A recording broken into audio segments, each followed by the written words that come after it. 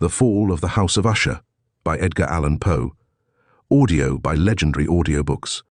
Son cœur est un luth suspendu, sitôt qu'on le touche il résonne. De Béranger. During the whole of a dull, dark and soundless day in the autumn of the year, when the clouds hung oppressively low in the heavens, I had been passing alone, on horseback, through a singularly dreary tract of country, and at length found myself, as the shades of the evening drew on, within view of the melancholy House of Usher.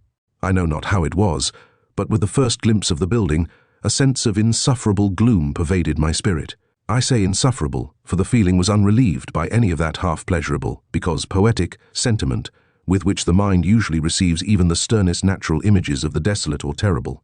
I looked upon the scene before me, upon the mere house, and the simple landscape features of the domain, upon the bleak walls, upon the vacant eye-like windows, upon a few rank sedges, and upon a few white trunks of decayed trees with an utter depression of soul, which I can compare to no earthly sensation more properly than to the after-dream of the reveller upon opium, the bitter lapse into everyday life, the hideous dropping off of the veil. There was an iciness, a sinking, a sickening of the heart, an unredeemed dreariness of thought, which no goading of the imagination could torture into aught of the sublime. What was it? I paused to think. What was it that so unnerved me in the contemplation of the House of Usher? It was a mystery all insoluble, nor could I grapple with the shadowy fancies that crowded upon me as I pondered. I was forced to fall back upon the unsatisfactory conclusion that while, beyond doubt, there are combinations of very simple natural objects which have the power of thus affecting us, still the analysis of this power lies among considerations beyond our depth.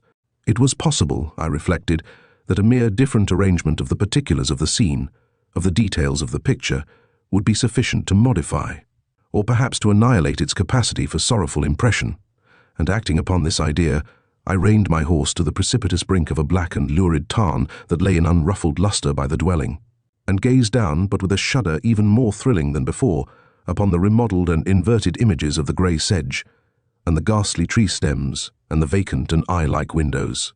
Nevertheless, in this mansion of gloom, I now proposed to myself a sojourn of some weeks. Its proprietor, Roderick Usher, had been one of my boon companions in boyhood, but many years had elapsed since our last meeting. A letter, however, had lately reached me in a distant part of the country, a letter from him, which, in its wildly importunate nature, had admitted of no other than a personal reply. The MS gave evidence of nervous agitation.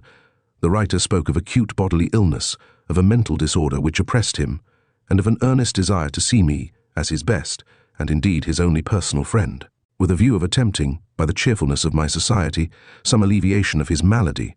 It was the manner in which all this and much more was said, it was the apparent heart that went with his request, which allowed me no room for hesitation, and I accordingly obeyed forthwith what I still considered a very singular summons. Although, as boys, we had been even intimate associates, yet I really knew little of my friend. His reserve had been always excessive and habitual. I was aware, however, that his very ancient family had been noted, time out of mind, for a peculiar sensibility of temperament, displaying itself, through long ages, in many works of exalted art, and manifested, of late, in repeated deeds of munificent yet unobtrusive charity, as well as in a passionate devotion to the intricacies, perhaps even more than to the orthodox and easily recognizable beauties of musical science. I had learned, too, the very remarkable fact that the stem of the Usher race, all time-honored as it was, had put forth, at no period, any enduring branch, in other words, that the entire family lay in the direct line of descent, and had always, with very trifling and very temporary variations, so lain. It was this deficiency, I considered, while running over in thought the perfect keeping of the character of the premises with the accredited character of the people, and while speculating upon the possible influence which the one, in the long lapse of centuries, might have exercised upon the other, it was this deficiency, perhaps, of collateral issue, and the consequent undeviating transmission, from sire to son, of the patrimony with the name, which had, at length, so identified the two as to merge the original title of the estate in the quaint and equivocal appellation of the House of Usher, an appellation which seemed to include, in the minds of the peasantry who used it, both the family and the family mansion. I have said that the sole effect of my somewhat childish experiment, that of looking down within the tarn, had been to deepen the first singular impression. There can be no doubt that the consciousness of the rapid increase of my superstition, for why should I not so term it, served mainly to accelerate the increase itself. Such, I have long known, is the paradoxical law of all sentiments having terror as a basis, And it might have been, for this reason only, that when I again uplifted my eyes to the house itself, from its image in the pool, there grew in my mind a strange fancy, a fancy so ridiculous indeed, that I but mention it to show the vivid force of the sensations which oppressed me. I had so worked upon my imagination as really to believe that about the whole mansion and domain there hung an atmosphere peculiar to themselves and their immediate vicinity, an atmosphere which had no affinity with the air of heaven, but which had reeked up from the decayed trees and the grey wall and the silent tarn, a pestilent and mystic vapour, dull, sluggish, faintly discernible and leaden, hued. Shaking off from my spirit what must have been a dream, I scanned more narrowly the real aspect of the building. Its principal feature seemed to be that of an excessive antiquity. The discoloration of ages had been great.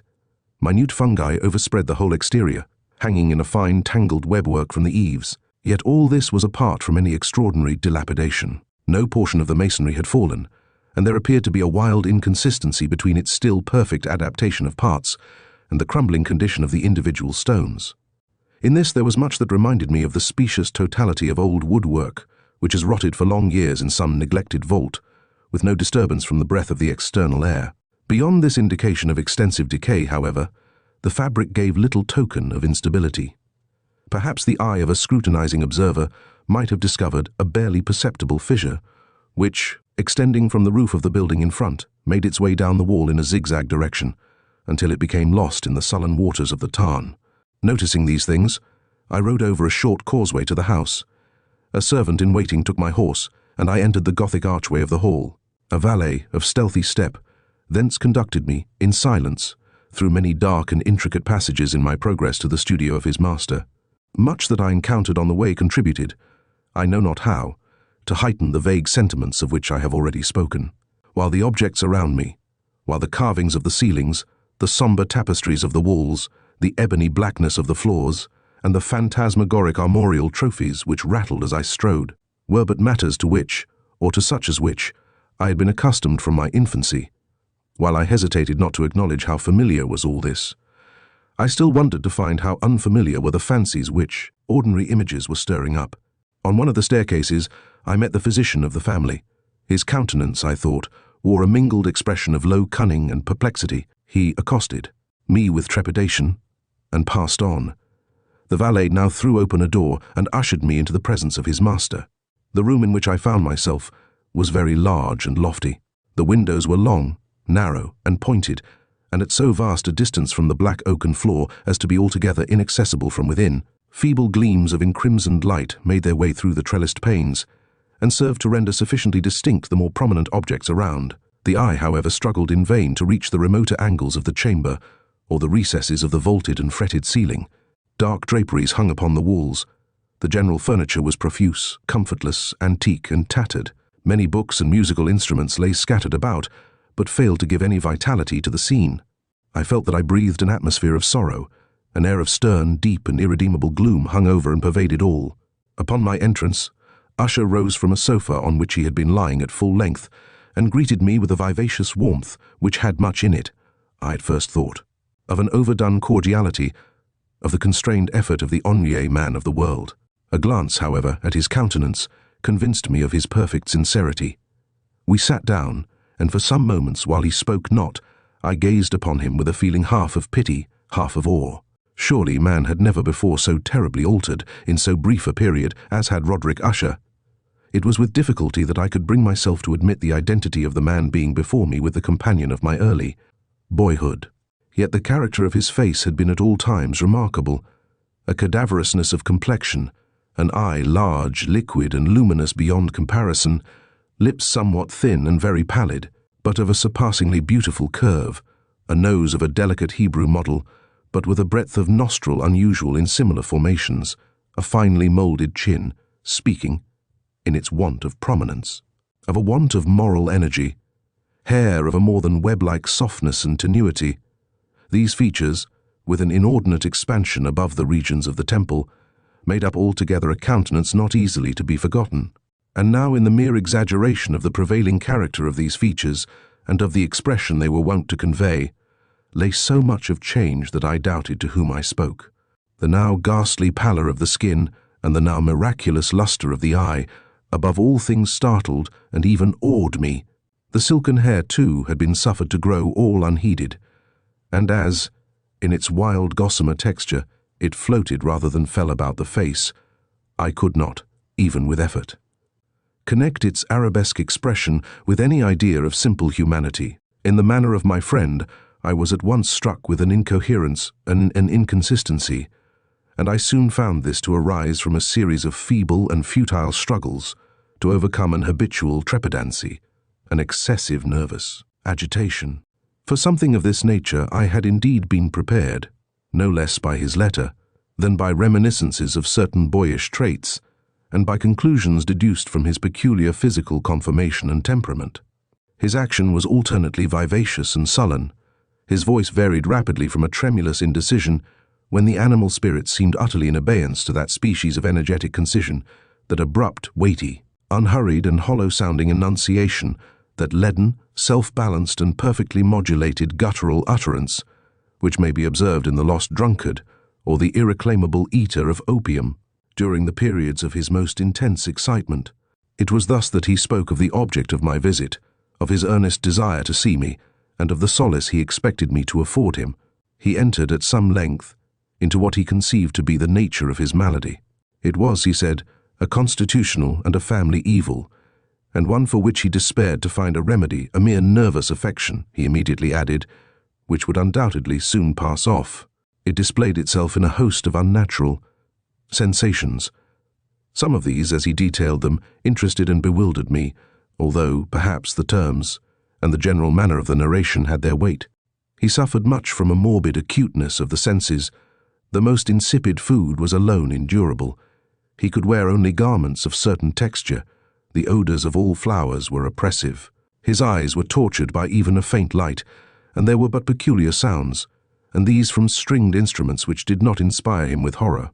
To an anomalous species of terror I found him a bounden slave. "I shall perish," said he. "I must perish in this deplorable folly. Thus, and not otherwise, shall I be lost. I dread the events of the future, not in themselves, but in their results. I shudder at the thought of any, even the most trivial incident, which may operate upon this intolerable agitation of soul. I have, indeed, no abhorrence of danger, except in its absolute effect in terror. In this pitiable condition, I feel that the period will sooner or later arrive when I must abandon life and reason together, in some struggle with the grim phantasm, fear. I learned, moreover, at intervals, and through broken and equivocal hints, another singular feature of his mental condition. He was enchained by certain superstitious impressions in regard to the dwelling which he tenanted, and whence, for many years, he had never ventured forth in regard to an influence whose supposititious force was conveyed in terms too shadowy here to be restated, an influence which some peculiarities in the mere form and substance of his family mansion had, by dint of long sufferance, he said, obtained over his spirit, an effect which the physique of the grey walls and turrets, and of the dim tarn into which they all looked down, had, at length, brought about upon the morale of his existence. He admitted, however, although with hesitation, that much of the peculiar gloom which thus afflicted him could be traced to a more natural and far more palpable origin, to the severe and long-continued illness, indeed, to the evidently approaching dissolution of a tenderly beloved sister, his sole companion for long years, his last and only relative on earth.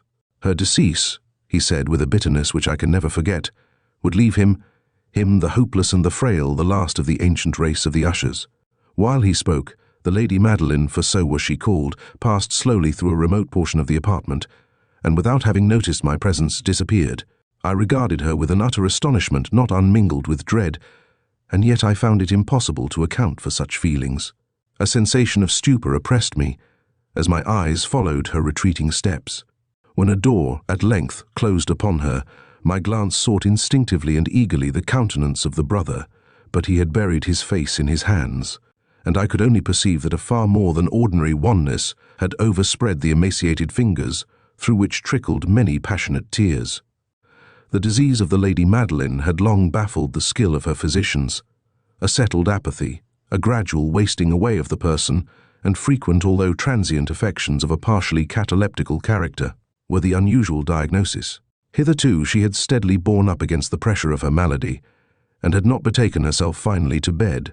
But, on the closing in of the evening of my arrival at the house, she succumbed, as her brother told me at night with inexpressible agitation, to the prostrating power of the destroyer. And I learned that the glimpse I had obtained of her person would thus probably be the last I should obtain, that the lady, at least while living, would be seen by me no more. For several days ensuing, her name was unmentioned by either Usher or myself, and during this period I was busied in earnest endeavours to alleviate the melancholy of my friend. We painted and read together, or I listened, as if in a dream, to the wild improvisations of his speaking guitar, and thus as a closer and still closer intimacy admitted me more unreservedly into the recesses of his spirit, the more bitterly did I perceive the futility of all attempt at cheering a mind from which darkness, as if an inherent positive quality, poured forth upon all objects of the moral and physical universe in one unceasing radiation of gloom. I shall ever bear about me a memory of the many solemn hours I thus spent alone with the master of the House of Usher. Yet I should fail in any attempt to convey an idea of the exact character of the studies, or of the occupations in which he involved me or led me the way. An excited and highly distempered ideality threw a sulphurous lustre over all. His long improvised dirges will ring forever in my ears. Among other things, I hold painfully in mind a certain singular perversion and amplification of the wild air of the last waltz of von Weber, from the paintings over which his elaborate fancy brooded, and which grew, touch by touch, into vagueness at which I shuddered the more thrillingly. Because I shuddered knowing not why from these paintings, vivid as their images now are before me, I would in vain endeavour to adduce more than a small portion which should lie within the compass of merely written words. By the utter simplicity, by the nakedness of his designs, he arrested and overawed attention. If ever mortal painted an idea, that mortal was Roderick Usher. For me, at least, in the circumstances then surrounding me, there arose out of the pure abstractions which the hypochondriac contrived to throw upon his canvas an intensity of intolerable awe, no shadow of which felt I ever yet in the contemplation of the certainly glowing yet too concrete reveries of Fuseli. One of the phantasmagoric conceptions of my friend, partaking not so rigidly of the spirit of abstraction, may be shadowed forth, although feebly, in words. A small picture presented the interior of an immensely long and rectangular vault or tunnel, with low walls, smooth, white, and without interruption or device. Certain accessory points of the design served well to convey the idea that this excavation lay at an exceeding depth below the surface of the earth. No outlet was observed in any portion of its vast extent, and no torch or other artificial source of light was discernible. Yet a flood of intense rays rolled throughout, and bathed the whole in a ghastly and inappropriate splendor. I have just spoken of that morbid condition of the auditory nerve which rendered all music intolerable to the sufferer, with the exception of certain effects of stringed instruments. It was perhaps the narrow limits to which he thus confined himself upon the guitar, which gave birth in great measure to the fantastic character of the performances. But the fervid facility of his impromptus could not be so accounted for. They must have been, and were, in the notes, as well as in the words of his wild fantasias, for he not unfrequently accompanied himself with rhymed verbal improvisations, the result of that intense mental collectedness and concentration to which I have previously alluded as observable only in particular moments of the highest artificial excitement. The words of one of these rhapsodies I have easily remembered. I was perhaps the more forcibly impressed with it, as he gave it, because, in the under or mystic current of its meaning, I fancied that I perceived, and for the first time, a full consciousness on the part of Usher of the tottering of his lofty reason upon her throne. The verses, which were entitled The Haunted Palace, ran very nearly, if not accurately, thus: in the greenest of our valleys, by good angels tenanted, once a fair and stately palace, radiant palace, reared its head. In the monarch thought's dominion, it stood there. Never seraph spread a pinion over fabric half so fair. Second banners, yellow, glorious, golden, on its roof did float and flow. All this was in the olden time long ago, and every gentle air that dallied, in that sweet day, along the ramparts plumed and pallid. A winged odour went away. Third wanderers in that happy valley through two luminous windows saw spirits moving, musically to a lute's well-tuned law, round about a throne, where sitting Porphyrogene, in state his glory well befitting, the ruler of the realm was seen. Forth and all with pearl and ruby glowing was the fair palace door, through which came flowing, flowing, flowing and sparkling evermore, a troop of echoes whose sweet duty was but to sing, in voices of surpassing beauty, the wit and wisdom of their king. Fifth, but evil things, in robes of sorrow, assailed the monarch's high estate. Ah, let us mourn, for never morrow shall dawn upon him desolate, and round about his home the glory that blushed and bloomed is but a dim remembered story of the old time entombed. Sixth, and travellers now within that valley, through the red litten windows, see vast forms that move fantastically to a discordant melody, while, like a rapid ghastly river, through the pale door, a hideous throng rush out forever, and laugh, but smile no more. I well remember that suggestions arising from this ballad led us into a train of thought wherein there became manifest an opinion of Usher's, which I mention not so much on account of its novelty, for other men have thought thus, as on account of the pertinacity with which he maintained it. This opinion, in its general form, was that of the sentience of all vegetable things. But, in his disordered fancy, the idea had assumed a more daring character and trespassed, under certain conditions, upon the kingdom of inorganization. I lack words to express the full extent or the earnest abandon of his persuasion. The belief, however, was connected, as I have previously hinted, with the grey stones of the home of his forefathers. The conditions of the sentience had been here, he imagined, fulfilled in the method of collocation of these stones, in the order of their arrangement, as well as in that of the many fungi which overspread them, and of the decayed trees which stood around, above all, in the long undisturbed endurance of this arrangement, and in its reduplication in the still waters of the tarn. Its evidence, the evidence of the sentience, was to be seen, he said, and I here started as he spoke, in the gradual yet certain condensation of an atmosphere of their own about the waters and the walls. The result was discoverable, he added, in that silent yet importunate and terrible influence which for centuries had moulded the destinies of his family, and which made him what I now saw him what he was. Such opinions need no comment, and I will make none. Our books, the books which for years had formed no small portion of the mental existence of the invalid, were, as might be supposed, in strict keeping with this character of phantasm. We pored together over such works as the Ververt et Chartreuse of Gresset, the Belphegor of Machiavelli, the Heaven and Hell of Swedenborg, the Subterranean Voyage of Nicholas Klim by Holberg, the Chiromancy of Robert Flude, of Jean d'Argin, and of de la Chambre, the Journey into the Blue Distance of Tieck, and the City of the Sun by Campanella. One favourite volume was a small octavo edition of the Directorium Inquisitorum by the Dominican Aymeric de Giron, and there were passages in Pomponius Mela about the old African satyrs and Ujipans, over which Usher would sit dreaming for hours. His chief delight, however, was found in the perusal of an exceedingly rare and curious book in quarto Gothic, the Manual of a Forgotten Church, the Vigiliae Mortuorum Secundum Coram Ecclesiae Maguntinae. I could not help thinking of the wild ritual of this work, and of its probable influence upon the hypochondriac, when, one evening, having informed me abruptly that the Lady Madeline was no more, he stated his intention of preserving her corpse for a fortnight, previously to its final interment, in one of the numerous vaults within the main walls of the building. The worldly reason, however, assigned for this singular proceeding was one which I did not feel at liberty to dispute. The brother had been led to his resolution, so he told me, by consideration of the unusual character of the malady of the deceased, of certain obtrusive and eager inquiries on the part of her medical men, and of the remote and exposed situation of the burial ground of the family. I will not deny that when I called to mind the sinister countenance of the person whom I met upon the staircase, on the day of my arrival at the house, I had no desire to oppose what I regarded as, at best, but a harmless, and by no means an unnatural precaution. At the request of Usher, I personally aided him in the arrangements for the temporary entombment. The body having been encoffined, we two alone bore it to its rest.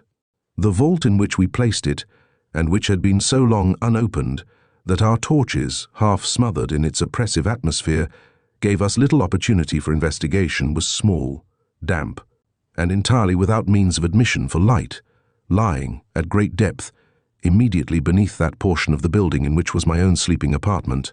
It had been used, apparently, in remote feudal times, for the worst purposes of a donjon keep, and in later days, as a place of deposit for powder, or some other highly combustible substance, as a portion of its floor, and the whole interior of a long archway through which we reached it, were carefully sheathed with copper.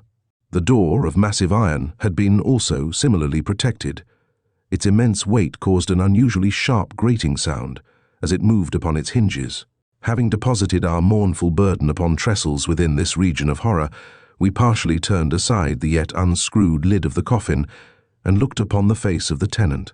A striking similitude between the brother and sister now first arrested my attention, and Usher, divining, perhaps, my thoughts, murmured out some few words from which I learned that the deceased and himself had been twins, and that sympathies of a scarcely intelligible nature had always existed between them. Our glances, however, rested not long upon the dead, for we could not regard her unawed. The disease which had thus entombed the lady in the maturity of youth had left. As usual in all maladies of a strictly cataleptical character, the mockery of a faint blush upon the bosom and the face, and that suspiciously lingering smile upon the lip which is so terrible in death, we replaced and screwed down the lid, and having secured the door of iron, made our way, with toil, into the scarcely less gloomy apartments of the upper portion of the house. And now, some days of bitter grief having elapsed, an observable change came over the features of the mental disorder of my friend. His ordinary manner had vanished. His ordinary occupations were neglected or forgotten. He roamed from chamber to chamber with hurried, unequal and objectless step. The pallor of his countenance had assumed, if possible, a more ghastly hue, but the luminousness of his eye had utterly gone out. The once occasional huskiness of his tone was heard no more, and a tremulous quaver, as if of extreme terror, habitually characterized his utterance. There were times, indeed, when I thought his unceasingly agitated mind was laboring with some oppressive secret, to divulge which he struggled for the necessary courage. At times, again, I was obliged to resolve all into the mere inexplicable vagaries of madness, for I beheld him gazing upon vacancy for long hours, in an attitude of the profoundest attention, as if listening to some imaginary sound. It was no wonder that his condition terrified, that it infected me. I felt creeping upon me, by slow yet certain degrees, the wild influences of his own fantastic yet impressive superstitions. It was especially upon retiring to bed late in the night of the 7th or 8th day, after the placing of the Lady Madeline within the donjon, that I experienced the full power of such feelings. Sleep came not near my couch, while the hours waned and waned away. I struggled to reason off the nervousness which had dominion over me. I endeavored to believe that much, if not all of what I felt, was due to the bewildering influence of the gloomy furniture of the room, of the dark and tattered draperies, which, tortured into motion by the breath of a rising tempest, swayed fitfully to and fro upon the wails, and rustled uneasily about the decorations of the bed. But my efforts were fruitless. An irrepressible tremor gradually pervaded my frame, and at length there sat upon my very heart an incubus of utterly causeless alarm, shaking this off with a gasp and a struggle. I uplifted myself upon the pillows and, peering earnestly within the intense darkness of the chamber, hearkened, I know not why, except that an instinctive spirit prompted me to certain low and indefinite sounds which came, through the pauses of the storm, at long intervals, I knew not whence. Overpowered by an intense sentiment of horror, unaccountable yet unendurable, I threw on my clothes with haste, for I felt that I should sleep no more during the night, and endeavored to arouse myself from the pitiable condition into which I had fallen, by pacing rapidly to and fro through the apartment. I had taken but few turns in this manner, when a light step on an adjoining staircase arrested my attention. I presently recognized it as that of Usher. In an instant afterwards he rapped, with a gentle touch, at my door, and entered, bearing a lamp. His countenance was, as usual, cadaverously wan, but moreover, there was a species of mad hilarity in his eyes, an evidently restrained hysteria in his whole demeanor. His air appalled me, but anything was preferable to the solitude which I had so long endured, and I even welcomed his presence as a relief. "And you have not seen it?" he said abruptly, after having stared about him for some moments in silence. "You have not then seen it? But stay, you shall." Thus speaking, and having carefully shaded his lamp, he hurried to one of the casements, and threw it freely open to the storm. The impetuous fury of the entering gust nearly lifted us from our feet. It was, indeed, a tempestuous yet sternly beautiful night, and one wildly singular in its terror and its beauty.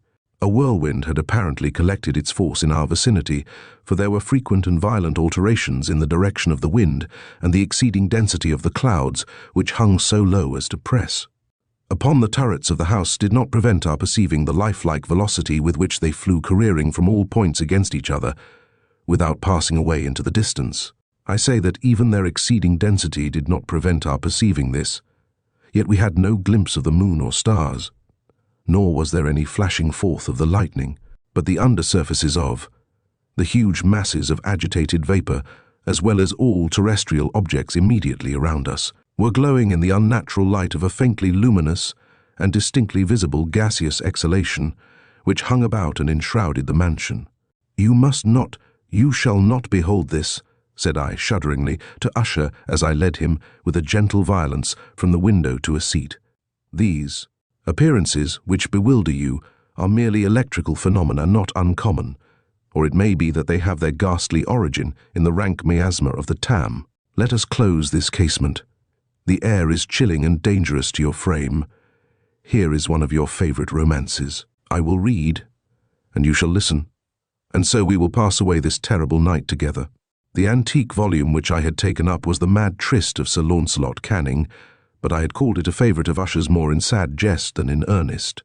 For, in truth, there is little in its uncouth and unimaginative prolixity which could have had interest for the lofty and spiritual ideality of my friend.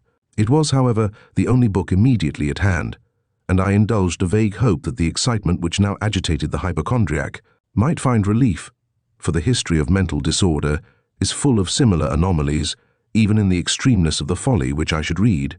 Could I have judged, indeed, by the wild, overstrained air of vivacity with which he hearkened, or apparently hearkened, to the words of the tale, I might well have congratulated myself upon the success of my design. I had arrived at that well-known portion of the story where Ethelred, the hero of the tryst, having sought in vain for peaceable admission into the dwelling of the hermit, proceeds to make good an entrance by force. Here, will be remembered, the words of the narrative run thus: "And Ethelred, who was by nature of a doughty heart, and who was now mighty withal, on account of the powerfulness of the wine which he had drunken, waited no longer to hold parley with the hermit, who, in sooth, was of an obstinate and maliceful turn, but, feeling the rain upon his shoulders, and fearing the rising of the tempest, uplifted his mace outright, and, with blows, made quickly room in the plankings of the door for his gauntleted hand, and now pulling therewith sturdily, he so cracked and ripped and tore all asunder, that the noise of the dry and hollow-sounding wood alarmed and reverberated throughout the forest. At the termination of this sentence I started, and for a moment paused, for it appeared to me, although I at once concluded that my excited fancy had deceived me, it appeared to me that, from some very remote portion of the mansion, there came, indistinctly to my ears, what might have been, in its exact similarity of character, the echo, but a stifled and dull one certainly, of the very cracking and ripping sound which Sir Launcelot had so particularly described. It was, beyond doubt, the coincidence alone which had arrested my attention, for amid the rattling of the sashes of the casements and the ordinary commingled noises of the still increasing storm, the sound, in itself, had nothing, surely, which should have interested or disturbed me. I continued the story, but the good champion Ethelred, now entering within the door, was sore enraged and amazed to perceive no signal of the maliceful hermit, but, in the stead thereof, a dragon of a scaly and prodigious demeanour, and of a fiery tongue, which sat in guard before a palace of gold, with a floor of silver, and upon the wall there hung a shield of shining brass with this legend enwritten, "Who entereth herein, a conqueror hath been, who slayeth the dragon. The shield he shall win." And Ethelred uplifted his mace, and struck upon the head of the dragon, which fell before him, and gave up his pesty breath, with a shriek so horrid and harsh, and withal so piercing, that Ethelred had fain to close his ears with his hands against the dreadful noise of it, the like whereof was never before heard. Here again I paused abruptly, and now with a feeling of wild amazement, for there could be no doubt whatever that, in this instance, I did actually hear, although from what direction it proceeded I found it impossible to say. A low and apparently distant, but harsh, protracted, and most unusual screaming or grating sound, the exact counterpart of what my fancy had already conjured up for the dragon's unnatural shriek, as described by the romancer. Oppressed, as I certainly was, upon the occurrence of the second and most extraordinary coincidence by 1,000 conflicting sensations in which wonder and extreme terror were predominant, I still retained sufficient presence of mind to avoid exciting, by any observation, the sensitive nervousness of my companion. I was by no means certain that he had noticed the sounds in question, although, assuredly, a strange alteration had, during the last few minutes, taken place in his demeanour. From a position fronting my own, he had gradually brought round his chair, so as to sit with his face to the door of the chamber, and thus I could but partially perceive his features, although I saw that his lips trembled as if he were murmuring inaudibly. His head had dropped upon his breast. Yet I knew that he was not asleep, from the wide and rigid opening of the eye as I caught a glance of it in profile. The motion of his body, too, was at variance with this idea, for he rocked from side to side with a gentle yet constant and uniform sway. Having rapidly taken notice of all this, I resumed the narrative of Sir Launcelot, which thus proceeded. It.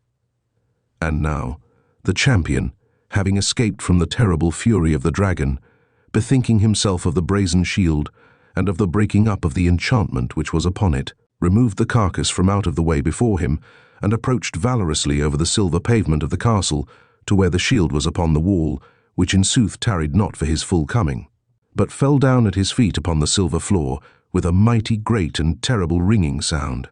No sooner had these syllables passed my lips than, as if a shield of brass had indeed at the moment fallen heavily upon a floor of silver, I became aware of a distinct, hollow, metallic and clangorous, yet apparently muffled reverberation, completely unnerved. I leaped to my feet, but the measured rocking movement of Usher was undisturbed. I rushed to the chair in which he sat. His eyes were bent fixedly before him, and throughout his whole countenance there reigned a stony rigidity. But, as I placed my hand upon his shoulder, there came a strong shudder over his whole person. A sickly smile quivered about his lips, and I saw that he spoke in a low, hurried, and gibbering murmur, as if unconscious of my presence. Bending closely over him, I at length drank in the hideous import of his words. Not hear it? Yes, I hear it and have heard it. Long, many minutes, many hours, many days have I heard it, yet I dared not, oh pity me, miserable wretch that I am. I dared not speak. We have put her living in the tomb. Said I not that my senses were acute? I now tell you that I heard her first feeble movements in the hollow coffin. I heard them many days ago, yet I dared not speak. And now, to-night, Ethelred, ha! The breaking of the hermit's door, and the death cry of the dragon, and the clangor of the shield, say rather, the rending of her coffin, and the grating of the iron hinges of her prison, and her struggles within the coppered archway of the vault. Oh, whither shall I fly? Will she not be here anon? Is she not hurrying to upbraid me for my haste? Have I not heard her footsteps on the stair? Do I not distinguish that heavy and horrible beating of her heart? Madman! Here he sprang furiously to his feet and shrieked out his syllables, as if in the effort he were giving up his soul. Madman! I tell you that she now stands without the door. As if in the superhuman energy of his utterance there had been found the potency of a spell. The huge antique panels to which the speaker pointed threw slowly back. Upon the instant their ponderous and ebony jaws. It was the work of the rushing gust. But then without those doors there did stand the lofty and enshrouded figure of the Lady Madeline of Usher. There was blood upon her white robes, and the evidence of some bitter struggle upon every portion of her emaciated frame.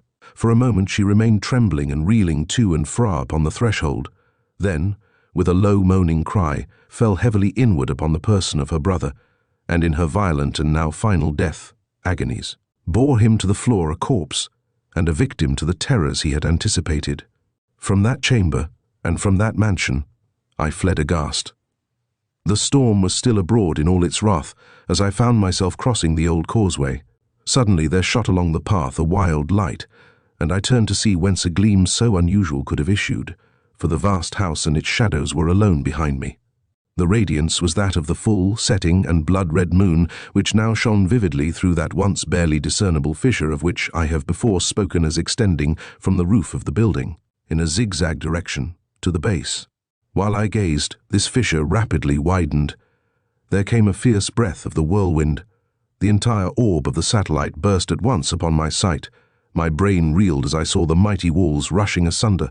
There was a long, tumultuous shouting sound like the voice of 1,000 waters, and the deep and dank tarn at my feet closed sullenly and silently over the fragments of the House of Usher.